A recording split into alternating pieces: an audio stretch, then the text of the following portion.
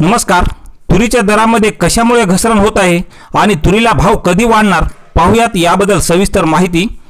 तूर काढणीला आता सुरुवात झाली असून यामुळे बाजारात नवीन तूर येऊ लागली। मात्र शेतकऱ्यांची तूर बाजारात येण्यापूर्वीच तुरीच्या दरात घसरण पाहायला मिळत आहे। महिन्याभरापूर्वी तुरीला 10,000 रुपये प्रति क्विंटल असा दर मिळत होता, तर तुरीच्या दरात आता 3,000 रुपयाची अख्खी घसरण होऊन आता 7,000 रुपयावर तुरीचा भाव आलेला आहे। यामुळे शेतकऱ्यांना आता काढणीला आलेली तुरीला भाव कधी मिळणार आणि कधी काय होणार असा चिंता शेतकऱ्यांना पडलेली आहे।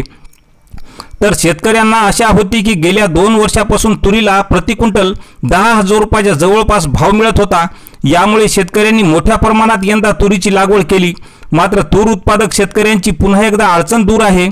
नेमकाच बाजारामध्ये माल आला की प्रत्येक मालाचा भाव घसरतो आणि व्यापाऱ्यापाशी असला की भाव वाढतो, अशी शेतकऱ्याची दैना झाली असून सरकारकडे याकडे लक्ष द्यावे असे आवाहन आता शेतकरी करीत आहेत। तर फेब्रुवारीच्या नंतर बाजारात तुरीची आवक कमी झाल्यावर पुन्हा भाव वाढतील अशी शक्यता अभ्यासकांनी व्यक्त केलेली आहे। अशाच माहितीसाठी चॅनलला सबस्क्राइब करा। धन्यवाद।